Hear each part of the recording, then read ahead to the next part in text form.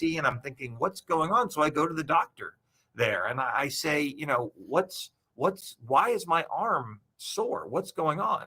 Doctor looks at it and says, did you have shoulder surgery? I said, yeah, 20 years ago.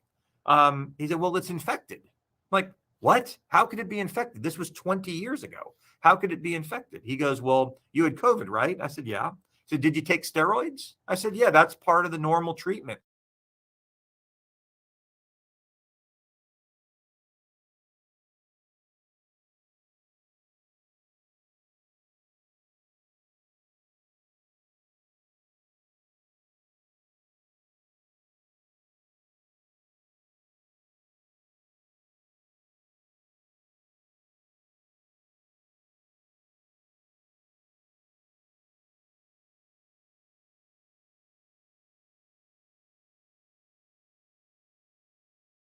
On.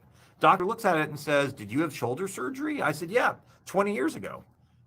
He said, well, it's infected. I'm like, what? How could it be infected? This was 20 years ago. How could it be infected? He goes, well, you had COVID, right? I said, yeah.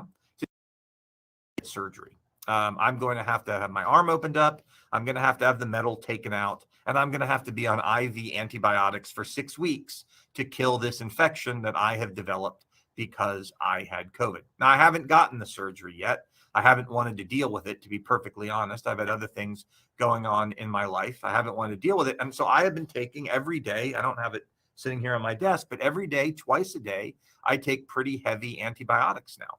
And I will have to do that until I get this surgery, which if I never get the surgery will be the rest of my life. And I don't think taking antibiotics twice a day is a very good idea to do that. I also take, other things to make sure they don't have long-term effects.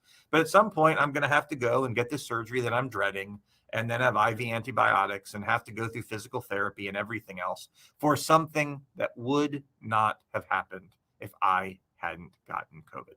Now, lots of people have other things. They lose their sense of smell, or they get COVID brain, or other kinds of issues. There are many people who get this that have long hauler symptoms. And I just say this to people so that you understand that it's not just did I die or did I not? Obviously, I didn't die. My lungs have recovered fully. I've lost most of the weight that I gained when I was in the hospital taking those steroids because I was just hungry all the time. But many people who have COVID will have long-term effects. So, I'll get to questions here in a second, but what I would end with is this.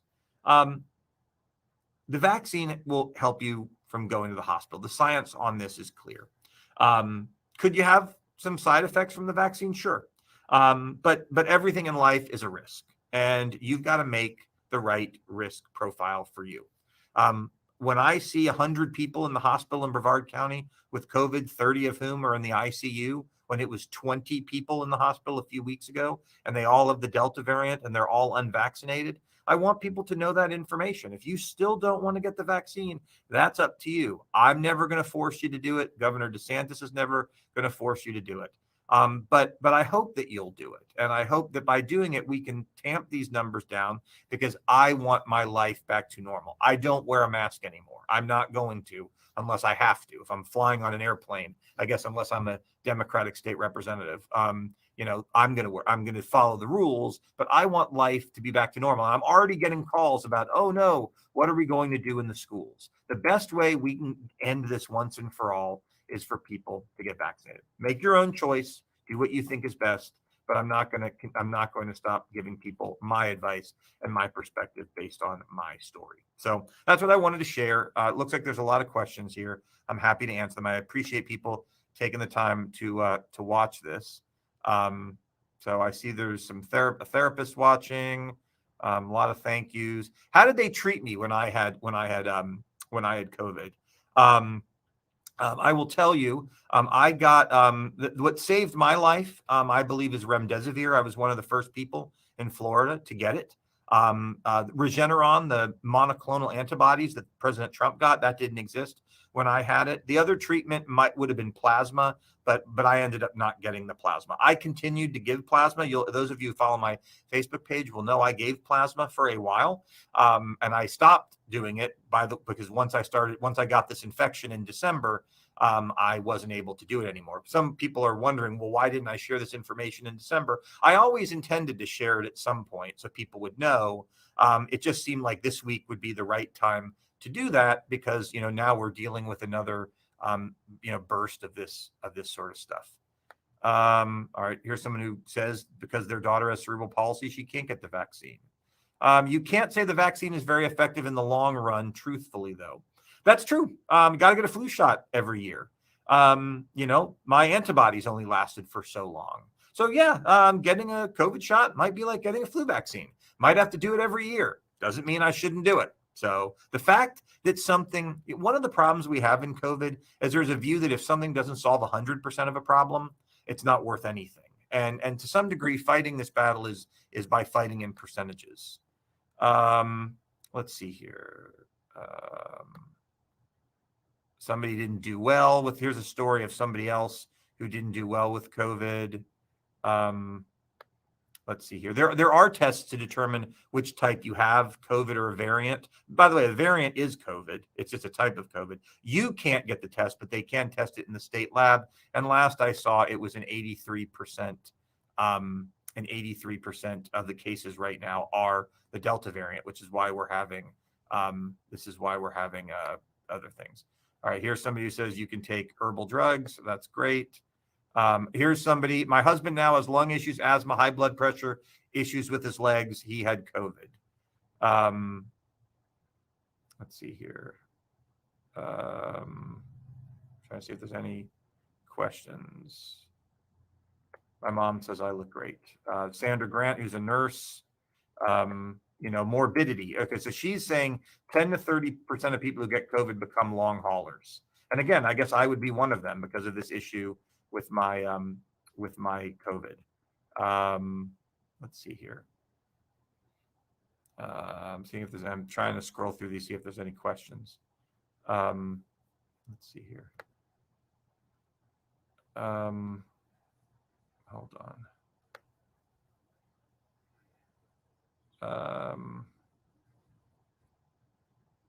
Let's see here. I have so many comments. All right. I don't know that I can. I mean, you can see stories here about people who've also gotten it. Why do I promote something I don't know the long-term effects of? Well, I know what the long-term effects are of COVID. It's a risk-adjusted experiment. I may take it if and when it's no longer an experiment. That's worth repeating. The vaccine is approved for use. It is, but what an emergency use permit means, it's only approved for use for certain things. Once it's got a full phase 3 approval, doctors can prescribe it for whatever they want. So it is approved. It's just not approved for do-it-yourself doctor based on your judgment. And that phase 3 will still come along at some point. Again, I respect people making their own choice, but what if I still test for positive antibodies? That would be a reason, I guess, to hold off getting the test, but the scientists do say you should still get it. I got it in May. So I stopped getting antibody tested because I was getting antibody tested when I was in session for the 6 days I was in the hospital. Now, I only had to pay about $2,500 of that because of health insurance, but other people had to pay the rest. And so every time someone goes to hospital with COVID, it's going to cost our system. Ironically, people say that the health system is pushing they're pushing the vaccine so they can make money. All of these hospital companies that are talking about the percentage of their people who have the Delta variant, they make more money when people come to the hospital. So if they only cared about making money, they would tell people don't get vaccinated, because maybe they make 20 or 30 bucks every time they give a shot. They make $100,000 when the person shows up at the hospital. So for those who think this is all about money, at least with our hospital companies, vaccinations are a money loser for them. People showing up in the hospital are a money winner, yet they're still telling people that you should get vaccinated. And it was very expensive.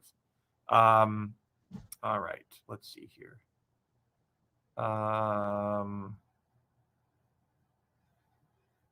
right. Well, I think that's gotten me to the end of the questions. Look, I appreciate people having listened and consider this in your story. Again, I'm going to keep encouraging people to do this. I'm not going to ever demand that you get vaccinated, but I hope that you do. And I hope that the sooner we do this, this will all go away. So thanks everybody for watching.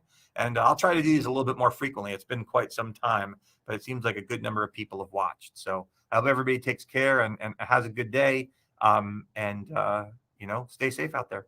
Bye-bye.